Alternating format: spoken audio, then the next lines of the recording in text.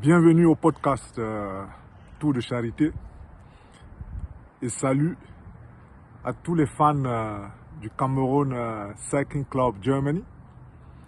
Un salut particulier à tous ceux qui nous suivent depuis le début de l'aventure, ceux qui sont un peu partout dispersés dans le monde, que ce soit au Cameroun, en Allemagne, dans les Amériques et en France.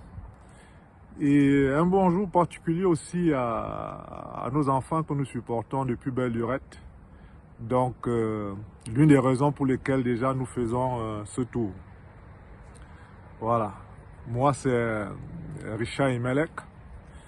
J'ai rejoint le groupe en 2021 lors du tour Hambourg-Amsterdam. Donc, voilà. Actuellement, nous préparons un tour de rêve,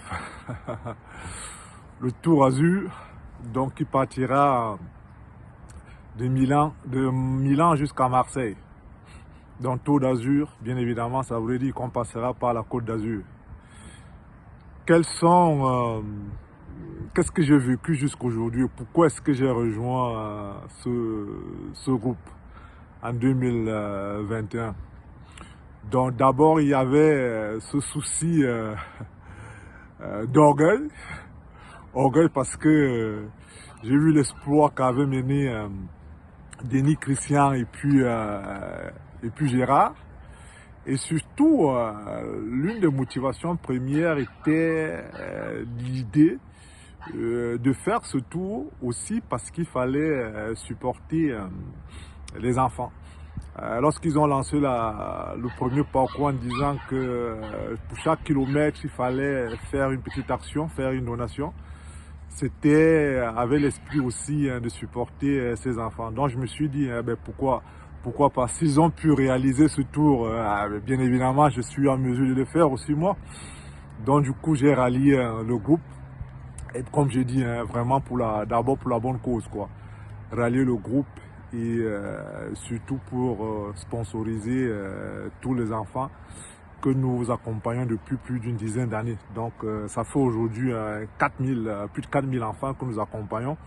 Je crois que ça fait du bien de s'engager et puis de pédaler chaque fois quelques kilomètres pour soutenir ces enfants. Et nous sommes toujours contents d'avoir vos dons.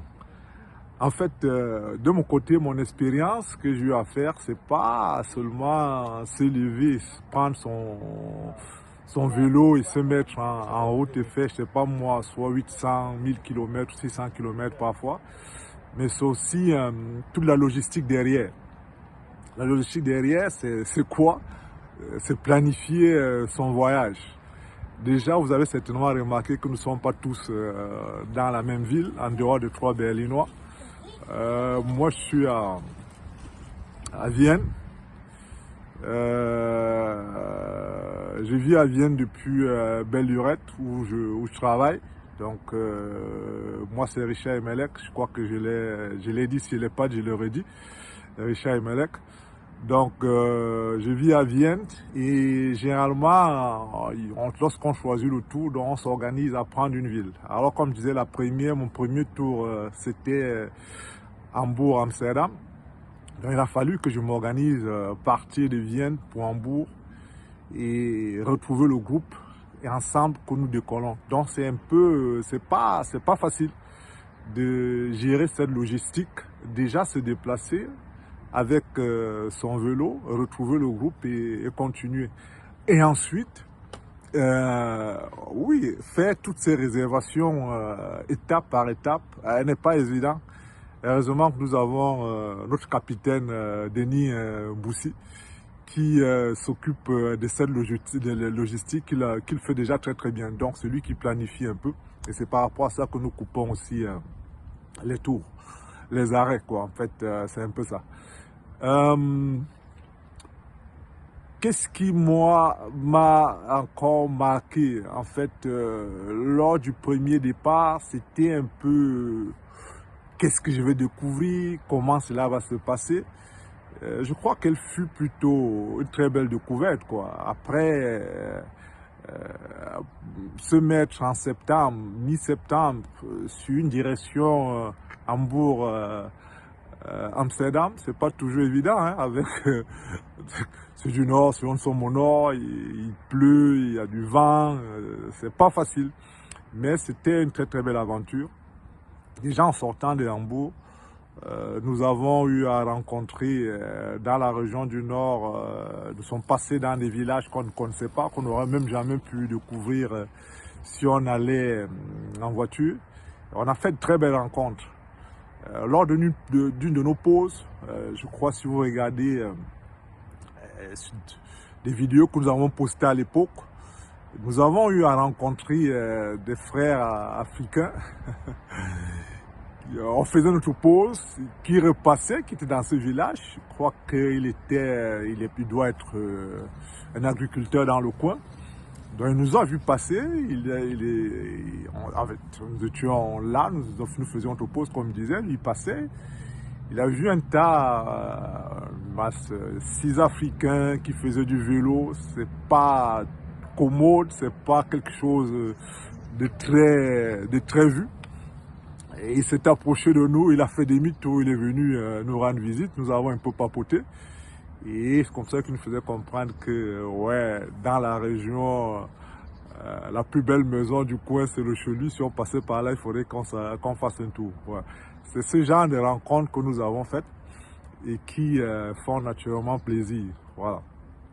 Donc actuellement, je suis parti de Vienne ce matin. Je suis actuellement à Toul, à 50 km de Vienne. Donc, comme je disais, on essaie de préparer le tour d'Azur, Milan-Marseille. Et voilà, c'est pas en fond de la vidéo, vous voyez naturellement de l'eau, ça c'est le Danube. Donc, un petit flair un peu de ce qui nous attend.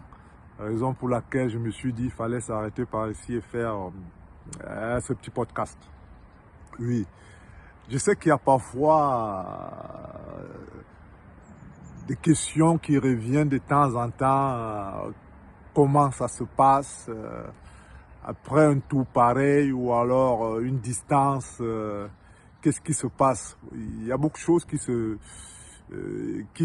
passent pendant les 6 jours que nous roulons. C'est pas toujours évident. Donc il y a bien évidemment des petites anecdotes. Je reste un peu sur mon premier tour. Nous sommes arrivés au premier village où nous avons eu bien évidemment là il fallait loger. Malheureusement il fallait ressortir et se remettre quelque part. Et ce quelque part, c'était où? C'était beaucoup plus au niveau, ouais, trouver où il fallait manger. Donc, c'était pas évident d'arriver, ressortir sous une pluie battante et aller chercher où se servir et manger quelque chose. Donc, en fait, parfois, il y a d'autres qui sont tellement fatigués qui ne sont plus en mesure de sortir et aller manger. Mais on fait toujours un effort, hein, puisque ça